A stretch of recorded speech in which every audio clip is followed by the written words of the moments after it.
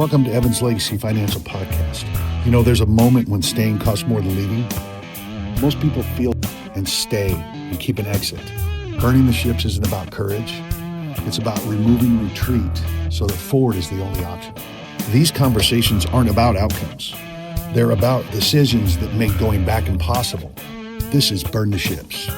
Good morning, everybody. Again, Evan's Legacy Financial Podcast, our series, Burn the Ships.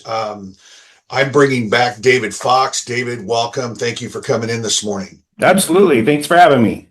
All right. Hey, this isn't about, we're going to talk a little bit. We've kind of discussed it, but we're going to talk about not what you built since we last talked, but it's about the moment you decided there was no way back and whether that, that decision still holds. All right.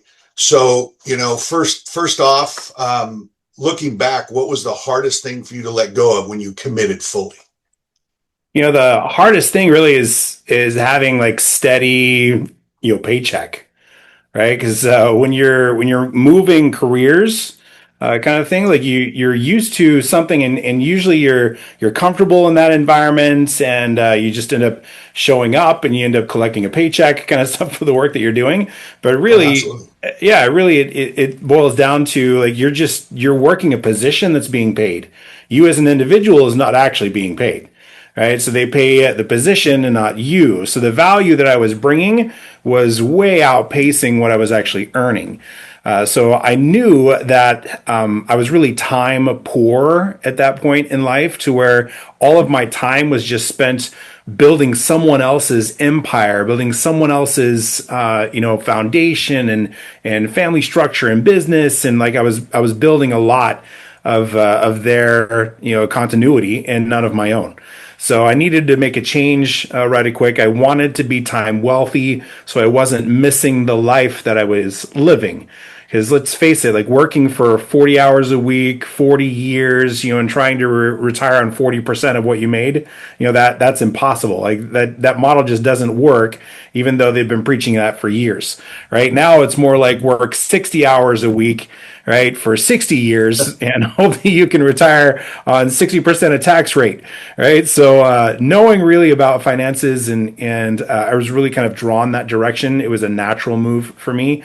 But yeah, at the beginning, it is kind of hard to burn your ship from moving from something that's comfortable, always having a W-2 position where money just keeps coming in, and you're just stuck in that trap. It's really kind of like a trap for you, saying, hey, we're just going to pay you just enough, right? Because that job, it stands for just over broke, right? So let's pay him just enough that he has to continue to come back to work all the time, or else he's going to go broke. Oh, you heard it here, man. Mm-hmm. Was what'd you say again? JOB is what? Yeah, JOB, just over broke. Just right? over broke. And I remember those days. It's been a long time, but I do remember those days. Definitely. So was there a version of your life that you were quietly keeping alive as a fallback? When I was first starting in the industry, because I got my license, my first license in financial services over 22 years ago. Right. So for a long time, I was one foot on one side of the fence and another foot on the other side of the fence. Right. So you're kind of holding this balance between two different, entities and hoping to make a massive change. But let me tell you, like, if you're 1 foot on one side and 1 foot on the other of a decision that you're making, you're never going to execute on that decision that you really want to make. Right. And that's really where it is. Like, until you don't have a plan B, then you actually have success, right? Exactly. And that's what I was juggling on and on and on with. So I was holding this full-time job as I was doing financial services, and I had a major reason why I wanted to do financial services, because I've seen my parents go through like just crazy amounts of, hey, let's try to put money here or there or there. Let's hope everything sticks. I know that I need a trust, so let me get one of those together. So at least they were getting some education, but their finances were everywhere. I mean, there's like 8, 9 different companies they were using. There's just money moving in, and they were educators. They were teachers. So they weren't really working for money, right? That's not really what teachers do. They work for because of the passion that they have for education and the kids. But I wanted to make sure that others weren't in that same boat, including me and my own family, right? I Right. learned a lot from my parents. And so I had a big reason why I wanted to have success in this industry and why I wanted to impact so many, because it's not just about a check, right? If you continue to do something that you love, shoot, you'll probably work harder than you did in a W-2 job. And that's really what it took on for me. I told my family and friends, it's like, hey, don't bother me for a couple of years. Like, I need to keep my head focused. I need to drill in. I need to dive into my concepts and into financial services so I can add a massive value to people and really change lives forever. So, Right. I had to kind of really make that change. But since I was holding on to like restaurant services and management, and because my last position before I went into financial services was I was a regional director with Chipotle, right? And I would travel up and down with new store openings, and I would be responsible for making sure that stores were operating optimally. And if they didn't, I was the bad guy. I was the one that came in and says, "Hey, this just doesn't work for you. On to the next person." Right. So Right. Right. it's like I was doing that job and I was really well or good at it. But like I mentioned before, all of my time was theirs. I was 50, 60 hours a week. I had two young boys at that time and a beautiful wife that I was just leaving at home. So my wife would leave me these little, text messages on my phone saying, "Hey, here's your son making his first touchdown, right? Here's your son, that's going to a choir performance for Allstate." Like, I was missing all of this stuff, and I knew that life was more than just that. So definitely making that move. I did burn that ship, and I said, "I'm not doing it anymore." I walked away completely. People thought I was going through a midlife crisis because I was already making over six figures, and my wife was like, "Are you going to buy a Porsche next? I mean, is that what I'm going to see in the driveway?" It's like, no midlife crisis here. My priorities finally came into line, and it took me longer than most. I'm hoping that those that are listening to this message won't wait too long to pull that trigger. And that's the whole premise of my podcast, my series, all of my series is don't wait. I always say it's never too late to show up and burn the ships. Yep. But don't wait long enough to where you're a guy like me in their 60s. Okay, now I have a 70-year-old goal that I've got to meet, right? I'm going to meet it because I've adopted this way of thinking and this mindset now. Good. So I have another question for you. And you said you kind of held on to the restaurant. So how did holding on to that option affect the way you showed up here early on? Yeah, early on, I was like, yeah, if this works, that's cool. If not, I've always got the restaurant, right? So it affects you mentally. Mentally, you show up and you're like, yeah, if I work, that's cool. And if not, that's cool too. I can always just blame it on, I just wasn't good at it or something. So like having your mindset switch is key and essential. I'm convinced that anyone that has a desire to win will win. It's only a matter of time. Right? If you're protecting your environment, the people that you have in it, there are friends that I no longer speak to anymore because their mindsets just weren't where I needed to go. Oh, you can't do that, or only the wealthy, survive, or no one builds businesses today, or like any of those mindsets that I had to let go of. That's really what helped me jump over that fence and make the move. Because this type of business, being in financial protections, financial stewardship, helping businesses understand tax codes, helping individuals and families learn how to keep more of their money and protect themselves, like that industry, it's really wrapped around larger mindset thinkers. Not just the ordinary, like, hey, let's follow the IRS tax code, but only this portion, right? Let's not follow the rest of it. That's actually built for you to have success, right? So bridging and moving away from that gap was important because I wasn't all in, right? I was still a slave to the system, right? I went through the education route. Both of my parents were teachers. Went through elementary, junior high, high school, and went through college. Got my BA, and it just went the education route. And the entire time, they're kind of indoctrinating you into a system. of like, hey, you got to show up at this time. There's a bell schedule. You take a little break. You show up again. You keep working. Right. Same thing for work. Right. You clock in. You go for a little while. Maybe you take a break. Maybe you don't. Right. But you're hopefully getting paid for one.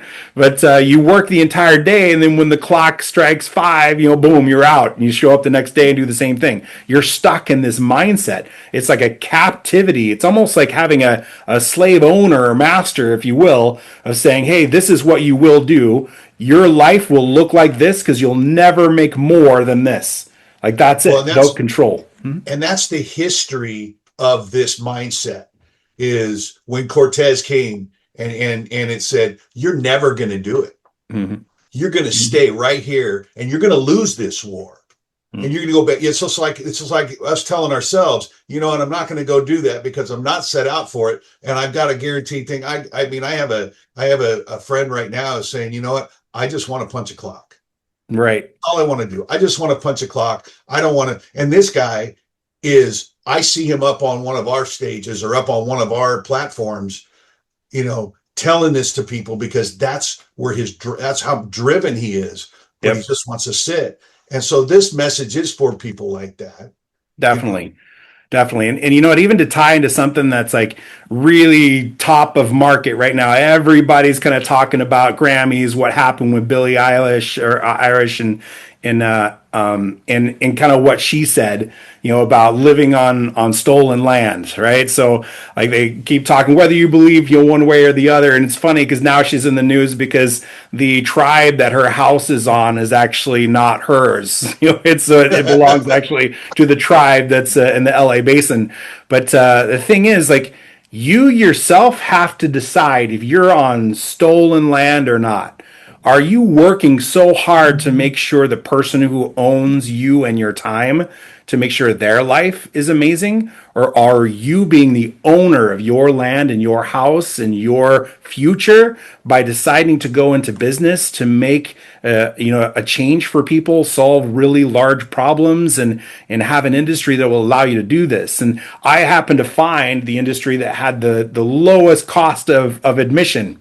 Right? The ability to get in to make changes. I'm not having to go out and spend hundreds of thousands of dollars on franchises and things like that. But let me tell you, the return on my investment has been 100-fold. Right? It's just continuously blessing myself and others that are around me and those that are in the sound of my voice. But you really have to decide if you own your time and land, or if you're on that borrowed land of whoever's owning you. So I'm gonna turn the corner a little bit here and talk about, because when we do this, there is cost and there is consequence. Mm-hmm. Everything we do, we have consequences, whether good or bad. There's a consequence to every decision we make. So what did the burning those ships, the restaurant and all that, cost you that nobody warned you about? Right. So some of the costs were friendships. The friendships that were like, why in the world would you ever leave? Like, you're never going to make it, or, you're too old to end up starting something new, or I've seen so many people fail before. Why would you want to, challenge what you've got now? So that was a cost, not really seeing that people around me were holding me back. It actually ended up being a great cost, because that cost now, actually, I was able to turn that over into having much more of a gain. I was able to purchase, a new mindset with individuals that I surrounded myself with. Another cost, like there are values, like, for example, health insurance, or trying to get into a new industry that you know nothing about, right? There's a new learning curve. So like, trying to figure out how to move from one place to the other without impacting, family too much and things like that. Now, I was able to, do that because I had a little bit of savings built up as I was doing this learning curve, but I had to actually dive completely into my work. But the great part about that is I got to decide when I did that. So ever since I made that move, I never missed a game for my kids. I never missed an event. I was present with all of their school events, their graduations, my son just learned how to ride a motorcycle, right? So I've been with him trying to, coach him along the way and kind of stuff. Scares me to death. But if I was working an 8 or 9 to 5, there's no way I would have been able to do that. right? So those costs definitely have to come into consideration, but don't ever hold yourself back because of what you think might happen. It's much better just to Exactly. go forward and actually make it happen and then see. Because I promise you, you put enough time and effort into something, you will have success at it. Exactly. So was there a moment after the decision where you went all in, when you went, wait a minute, what the hell did I just do? And Right. had you gone, like, question yourself if you'd gone too far? Right. So after I had kind of severed and burned that bridge, right, I made it a point to make sure that I wasn't going to go back, to that company at least. And a couple of months in, I hadn't made a whole lot at this point. I was still trying to, help solve solutions, but people still saw me as the white bald guy that knew how to roll burritos, right? So I had to re-identify myself, Right. and by doing that, I was borrowing relationships here in the office and in the industry. So I brought experts with me to actually solve problems. So it was 7 months in to where I decided there was something that happened that was very important to me, and that was the ability to help one of my really good friends and my mentors in the restaurant industry. I got to help him retire. He had no idea how to do it. Right, he was older. He was an owner at the time that I'd run a different concepts off of. He actually purchased a bunch of Jamba juices in the area, and a great entrepreneur. But he'd done a great job of accumulating wealth and accumulating money, but had no idea. Is like, my wife is scared. She doesn't want to run out of money. We've got this residual money coming from Jamba and other franchises, but how do I get out? So being able to sit with him and put together a plan to where he actually was making more than what he was making going to work, and that was going to now be sustained for the rest of his life, no matter what happens to him or the market. That was pretty amazing. So I remember it, even 7 months in, I decided that's it. No, this is exactly what I'm going to be doing, and what I am choosing to do for the rest of my life. So that was so impactful. Once I ended up helping that individual, then of course he helped get the word out also. It's like, hey, you need to sit with David. He actually works with a lot of companies you've already heard of. So he just helps explain it and break it down for you. So that was kind of that pivotal moment to where I knew it's like, okay, I made the right decision of me burning, that fence of going into restaurant services or continuing there versus becoming my own, entrepreneur. Right. So now, now we're living without an exit. There's no Right. exit. There's no exit strategy. Right. There's an exit strategy to life, but not an exit strategy to the business. So how did your thinking change once retreat wasn't an option anymore? Your habit, Well, some of your habits or beliefs fell away once you realized this had to work. the Right. the craziest thing about entrepreneurs, right, is that once you end up becoming your own boss, at the very beginning, you think, "Hey, cool, I can make my own hours now," right? And that's a good thing and a bad thing, right? Because many entrepreneurs, they'll start slacking off, right? Because at Chipotle in the industry, I was working about 60 hours a week, right? And now being an entrepreneur, if you're coming in and only working 30 hours a week, then you're only putting in half of the effort, right? So one of the changes really that I had to make in the mindset was, now that I knew that this was it, this is option A and there's no B or C, that I knew it had to work. I showed up every day on times off. I was deep into my homework and getting new licenses and credentials and studying very diligently in the financial industry and getting new mentors. So all of that stuff had to happen. I was actually putting in more work because I actually loved what I was learning. Right, so it is important that you are making a good exit, but you put all of your effort into it. Like I mentioned before, I told my family, told my friends, like, hey, I'm not taking any trips. I'm not going anywhere. I'm putting everything I can into this learning curve until I can catch up to where other people were in the industry. And when I started end up helping individuals, then residuals started coming from that. Right, from helping others reach financial security, companies actually pay us residually in this business for continuing to help people. So as I continued to gain clients, my residual continued to increase, and so I knew that my livelihood would be protected. Right. Okay. So in what ways did commitment simplify your decisions moving forward? Yeah. So now that you're committed to making sure that your livelihood is still being replaced with monetary gains because you need money to have come in. Now that I knew that I had a commitment to really make this work, I had to surround myself with mentors that would show me how to run the business and how to continue to grow because I can't just stay stagnant. Once you end up getting into the business, I have bigger goals. And the whole reason why I made a change is because I wanted something greater for myself. So I had to commit to learning more of the financial industry versus the restaurant services industry. Right. I sat down with mentors. I reached out. I actually stole their time. And that's really what you need to do with a mentor. You call them up consistently until you're able to take them out to lunch, or you continuously spend time with them, or you watch their actions, you watch their moves. Anyone that you want to try to be in space with, or anyone that's a success in your industry, try to steal as much as you can from them so you can get your own voice from it. But I had to change my commitments. When I was with the restaurant services, all I was doing was committing to showing up on time. Like that was it, right? Once I was there, I just kind of worked and did, what was required of me. Now that I'm committed into entrepreneurship and being a business owner, I'm committed to my family's success and my own by continuously learning new things. However, I don't know if you remember an old famous quote, like if you love what you do, you'll never consider it work again. That's Never really work a day in your life. Yep. It really Yep. turned into that for sure. I tell young people that all the time. I Mhm. said, you know what? Find something you're going to love to do, because if you love what you do, you never have to work again. Yep, exactly. It becomes actually fun, fun to Yeah. learn new ways and new skills and new things to end up helping people. But now just kind of look at where we've come. We work with 36 different companies, licensed in 36 different states, right? The same number, which is great. We now can actually do business international in Mexico and Canada, Honduras.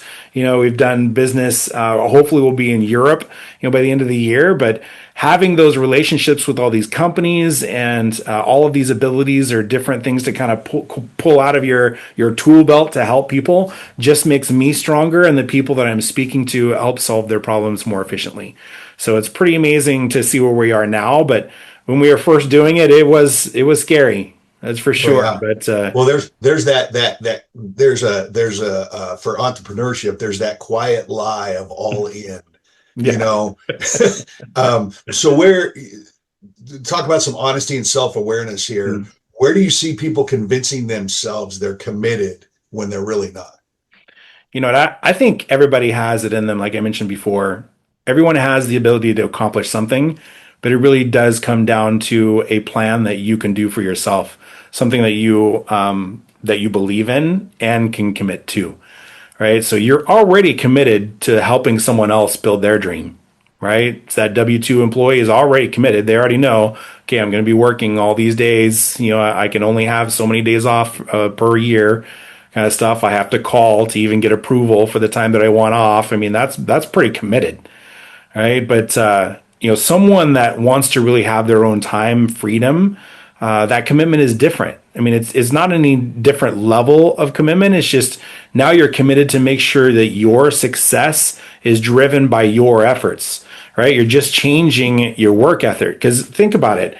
If you've got all this commitment to show up on time because you need that job or else you'll go broke kind of stuff, you got to show up on time or you got to do all these efforts. You got to produce those TPS reports and, get your work done on Saturday or whatever There's it an takes. old Office Space quote right Yeah, there. exactly. So that's a lot of commitment that's going in. It's kind of like the difference between a nurse being committed to the patient Mm-hmm. instead of the paycheck. Yeah, definitely. And like Because if you're nurses, committed to the paycheck, forget it, yeah, because you're yeah, in the wrong business. That's exactly. what I say. If you're committed to a paycheck anywhere you're at, if you're committed to it for the paycheck, go somewhere else, because that's not commitment. That's where people are convincing themselves are committed when they're not. If you're Yeah. committed, and I did that for many, many years. I chased money, got me in a lot of trouble, but I chased Mm-hmm. money. And when I started chasing helping people and that, it just happened in the last 4 or 5 years for me. It's like, wow, helping people feels good. You know Yeah, what I mean? definitely. Instead of getting the paycheck, and then the paycheck will follow, Yeah. guaranteed, Yeah, every time. if you're chasing money, like you mentioned, like you'll never reach the finish line. Like you never will. You'll never be satisfied. You'll continuously move positions, moving careers, continuously thinking, "Hey, the grass is greener on the other side," when it's not. You just have to find a place that you're content at, and at that point, if you're not doing it for yourself, or if you're working for someone else, try to figure out how you can do it for yourself. Right. So try to figure out how you can get into business. And I mention this to people all the time. If you're chasing money and you're a W-2 employee, you're really missing out on like 90% of the tax codes, because the tax codes were not written for you. Well, Right. if you're chasing money too, here's what Mhm. I've noticed now that I'm where I'm at. If you're chasing money, you're also chasing ways to spend it. Right. You're chasing more money, you're chasing more ways to spend it. And Hmm. your income is to you're trying to earn an income to keep up with the lifestyle. Right. It's backwards. Right. And you know what? That draw for me, like that conviction, like my reason why I wanted to get into the financial space and make such a difference, that kind of drove me and had like my commitment to help others that were there actually, increased my pay substantially. I've never made more than I've made right now. And that's all because I decided to go with where my passion was and be committed to have more time freedom and not be a slave to the system, because I wanted to be my own owner. I wanted to have more abilities to end up doing what I desire instead of working so hard to develop someone else's desire. Right. Okay. So we're getting ready to wrap it up here. And you want to, what's the one question people should ask themselves before saying they're all in, or before saying, yes, I'll go burn the ships? Right. One would be, do they see themselves, working in that position? Like, do they see themselves, if we're talking about work, right? It could be something else, but like, do they see themselves? And if they don't, like, they should probably go experience it once. Like, take a couple days off or take a couple of weeks off, really, to see.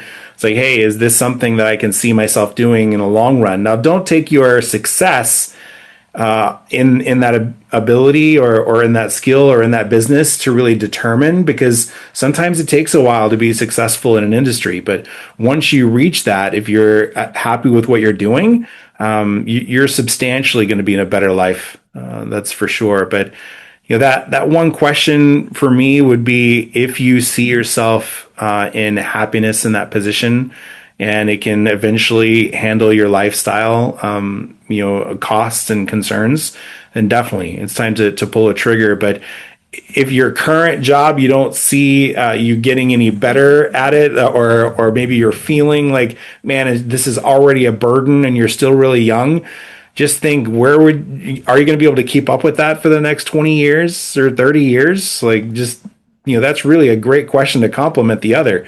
It's like, because that's going to give you a sense of, one's probably going to push you into the other, honestly. So, and that was me. I didn't see myself working with 16-year-old, 18-year-olds, and angry people, right? That came in hungry and angry all the time. It's just, I didn't see Right. myself doing that forever.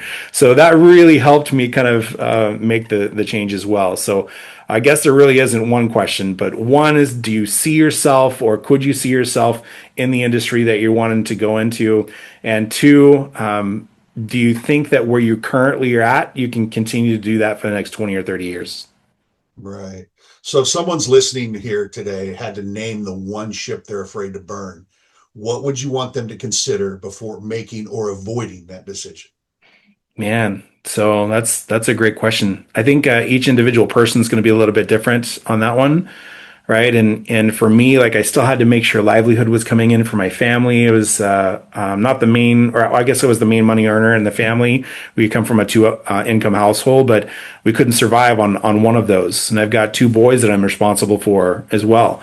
So I've got to make sure that financially we're going to be stable moving forward. So having some exit plan and thinking about that process was important for me. So asking yourself, can you save enough to make sure that you've got at least, like, like 6 months of expenses on hand so that you can start making a change and start, working on a learning curve. And that way you've got like a time schedule. And always when you're dealing with a time schedule with an expiration, your mind will get you there. I was like, it really will. The work will actually come to you. And if you have a time schedule you're on, you have to get to a certain point, you'll do the effort, you'll learn the material, you'll continue to grow and get what you need to make sure that you hit that deadline. But being in business for yourself is not easy. It's hard work. There's no get rich quick scheme here, right? You still have to work. So don't think you're going to be having an easier schedule when you go into being an owner yourself. Just know that what you do and the time and the labor and the effort you're putting into it, you're going to enjoy a lot more. The rewards are going to be much greater. With like I talked to we were out of town this week, and I talked to a young Starbucks barista, and she's working there full time, putting herself through school. Her mom says, "Hey, perfect. I want you to move back in." She goes, "No, I want to do this. I got to do this because I've got a bigger plan. I've got something else in mind." And I talk to some of my young clients who buy houses or whatever when I sit in front of them.